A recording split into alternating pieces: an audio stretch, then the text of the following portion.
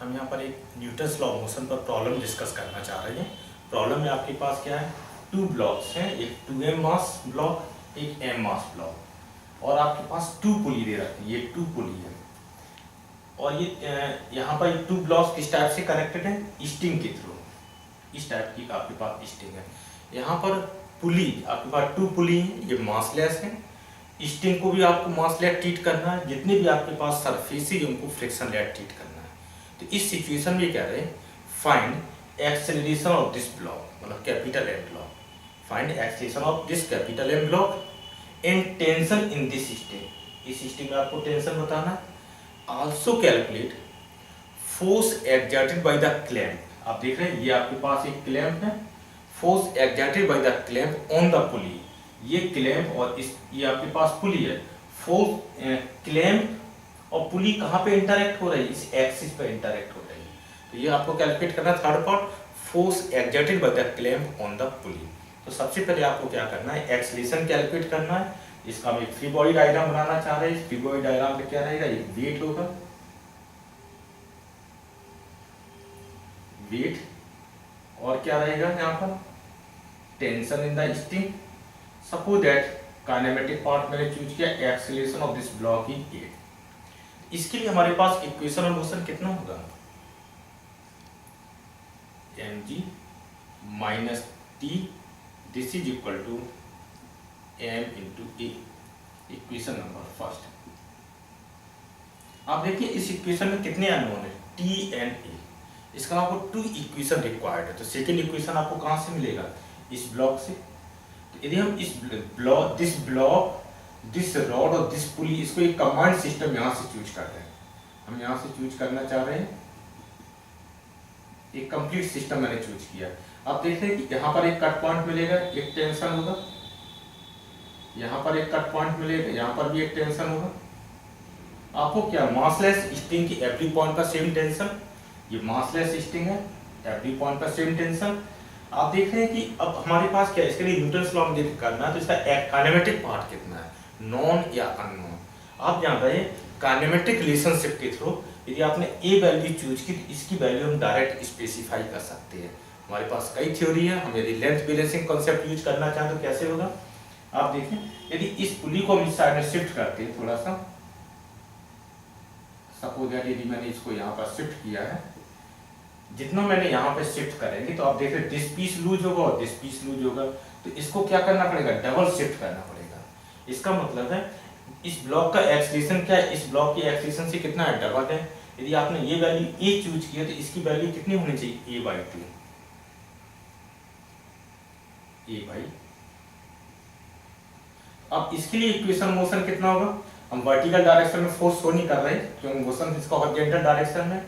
Equation of motion के लिए right side में आपके पास फोर्स कितना है, 2t, this is equal to mass कितना है, 2m इंटू एक्सेलरेशन a/2।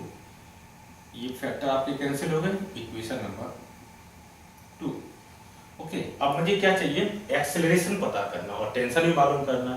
तो आपके पास चॉइस है, कुछ भी आप कर सकते हैं, आइदर पहले टेंशन कैलकुलेट कर लो या पहले एक्सेलरेशन कैलकुलेट कर लो। आपने क्या देखा, यहाँ पर m इंटू ए है, यहाँ पर भी m इंटू ए है। क्या करना चाहिए, यदि हम इसको सब्ट्रैक्ट कर रहे हैं, हम यहाँ पे सब्ट्रैक्ट कर रहे हैं, जैसे इसको हम सब्ट्रैक्ट करेंगे माइनस यहाँ पे हो जाएगा, यहाँ पे माइनस होगा, ये फैक्टर कैंसिल हो जाएंगे, ये वैल्यू कितनी हो जाएगी यहाँ से, mg minus 3 into T, this is equal to 0। यहाँ पे टेंशन की वैल्यू कितनी आ रही थी, t is equal to mg/3। Tension string में कैलकुलेट हो गया। अब टेंशन की वैल्यू यहाँ सब्स्टिट्यूट कर दीजिए इस इक्वेशन में। जब जैसे भी इस इक्वेशन में यहाँ वैल्यू सब्स्टिट्यूट करेंगे टेंशन की, तो यहाँ रिजल्ट कितना आ जाएगा, this mg minus mg/3, this is equal to m into A. यहाँ से रिजल्ट एलसीएम लीजिए, कितना होगा यहाँ पर 3 माइनस 1 तो 2/3 m into g, this is equal to m into a. m factor आपके कैंसिल हो गए, this implied E is equal to 2G/3। इतना आपको एक्सलेशन मिल गया। ओके, अब मुझे क्या रिक्वायर्ड है, 2 पार्ट आपके सॉल्व हो गए। एक पार्ट आपने टेंशन सॉल्व कर लिया, दूसरा पार्ट एक्सलेशन सॉल्व हो गया।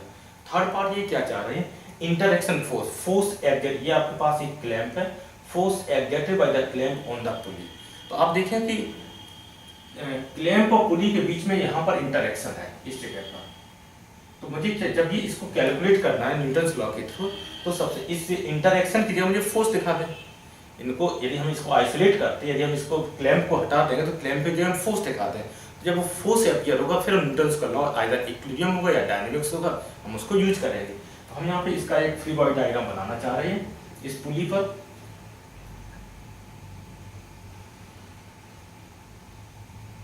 इस पे कितने फोर्सेज काम कर रहे हैं, एक फोर्स आपके पास डाउनवर्ड यहाँ पे टेंशन, दूसरा फोर्स किधर इस साइड में है टेंशन का।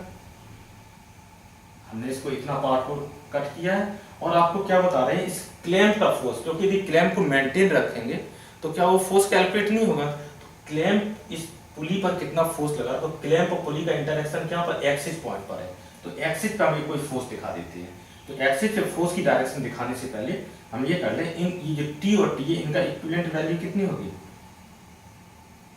इस डायरेक्शन में।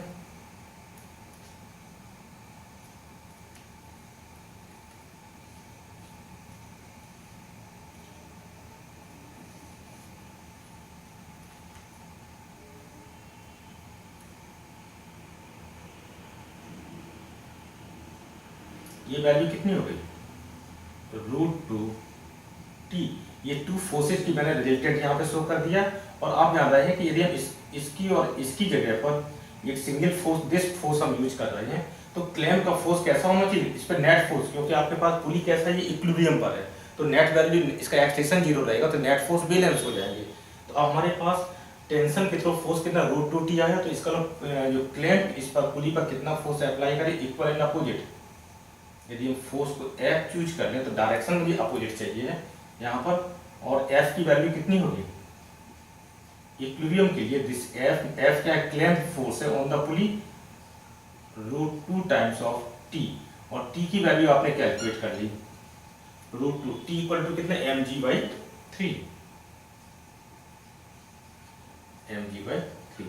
तो आपके पास क्लैंप फोर्स भी कैलकुलेट हो गई है। ओके।